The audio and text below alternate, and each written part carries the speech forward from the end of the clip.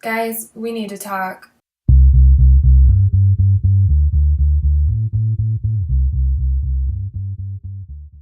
We go about our lives, we make art, we go to the craft stores and it's there. We scroll through the online shopping and it's there, but we don't acknowledge it. We might not really even know much about it. It's a very serious topic and one that I'd like to shed some light upon today. So I'm going to tell you all a little bit about white watercolor.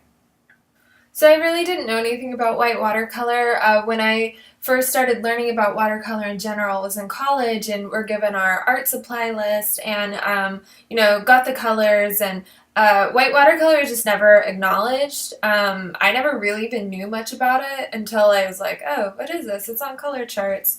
And if y'all don't know much about watercolor, it's because the way we get lighter tones when we're painting is by diluting our paint more with water, so the white of the paper shows through, and that's how we get this beautiful, layered color, luminous effects, which is why people really enjoy watercolor. I think some watercolor societies won't even accept paintings that use white watercolor in it. So it's a topic that I don't even know if it's dividing because not very many people that I know of use it. I mean, obviously it's used because they sell it, but it's just, I don't know, I just didn't know much about it. So I experimented with it, and so this is kind of the results of what I figured out. So the first thing I did was I decided to just swatch it with colors. So you'll see on the color chart that I made, the first square is with a color. So I started with Pyrrole red light, and I started with that, and then I did it the way you normally would, where I lightened down at that bottom corner with white, so you can see that gradation between the dark to the light. Second column, I added titanium white. So you can see that it does look a little bit different. The third one is Chinese white. So Chinese white would be like if you were using acrylic or oils, it would be like the zinc white. So it's a cooler white and it's a little less opaque. The zinc white will leave your colors a little bit more intact. They'll be a little less chalky. So the next row I did Quinacridone Violet, a color that I really like to use for shadows and skin tones. And you can see that the color shifted a lot with the titanium white. It really looks different. And you can also see in this that the color behaves a little differently.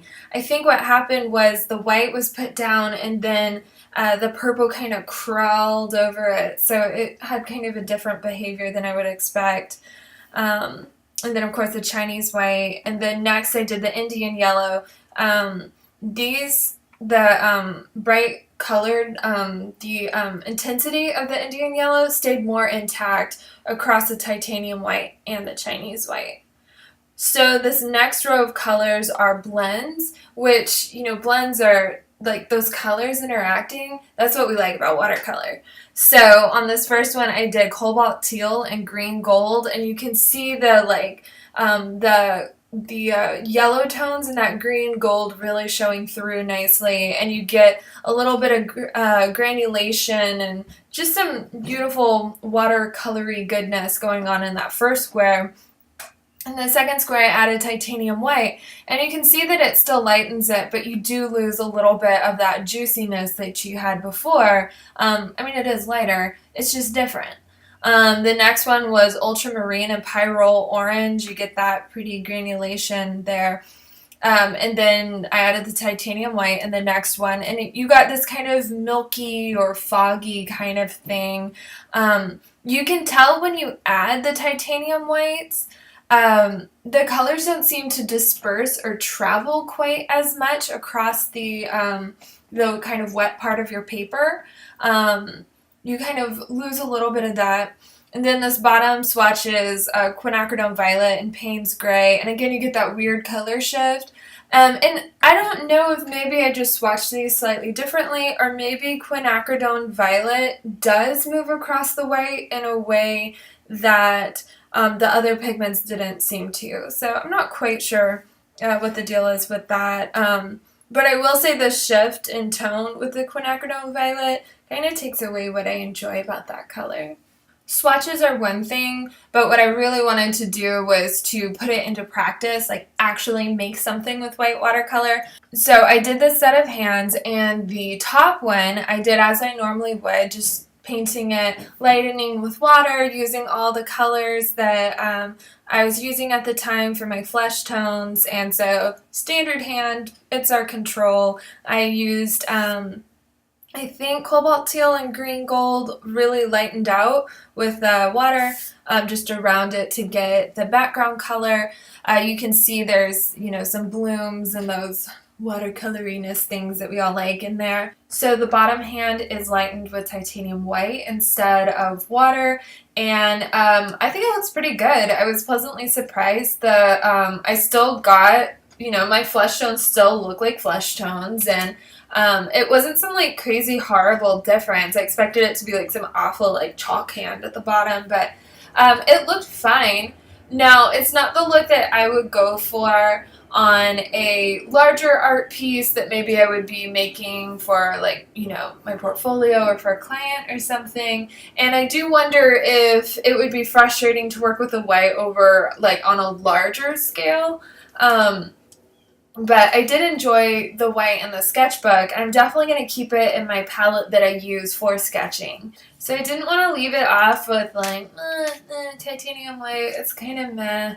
I wanted to do something really cool with it, and so I was doing a little research seeing how people are using white watercolor, and I was on the Core website and I saw how they swatch the colors. They have these really in-depth swatching for all of their colors, but their white ones, they swatched it over a black surface, and I was like, oh, that's really cool. I really want to try to do something like that because it's got this like kind of ghostly, layeredy kind of deal, and it just looks like a lot of fun. So what I did is I took a particle board and I took carbon black, fluid acrylic, and light dimensional ground, which is a watercolor ground that kind of mimics paper, kind of. It's like a spongy surface. It's really wonderful to work on, just even without the black in it. But so I've got this like slightly spongy black surface, and I took a white colored pencil and I drew a moth on it, and then I watercolored it the way I would just watercolor monochromatic, just standard watercolor, but I used a titanium white on top of black, and I thought it turned out really neat, and I definitely want to try doing some more pieces like this. I think that I could do, I like the moth, I'd like to try a skull or maybe even some portraiture or something. And there's a couple other dark, different kinds of surfaces I also want to try. So I would highly recommend trying this, and I don't know, it's a neat process. It's a unique spin on watercolors, which, always on white. So to try it on a different surface or in a colored surface is just a whole new dimension to, it's that next level watercolor shit that I've been really into lately. So yeah, thanks for watching, and if you want to follow me, if I do any further white watercolor experimentations, I'll be posting it on my Instagram. I'll link that below. And then you should follow me here on this YouTube channel because I already have it figured out what I'm going to work on for my next video, and I'm really excited to share that with y'all. So I will see you around, and until then, you should pick yourself up a tube of white watercolor and play around with it a little bit. So I'll see you later. Bye. You can't fix, wait, no, you can't, don't fix what isn't broke. Oh God.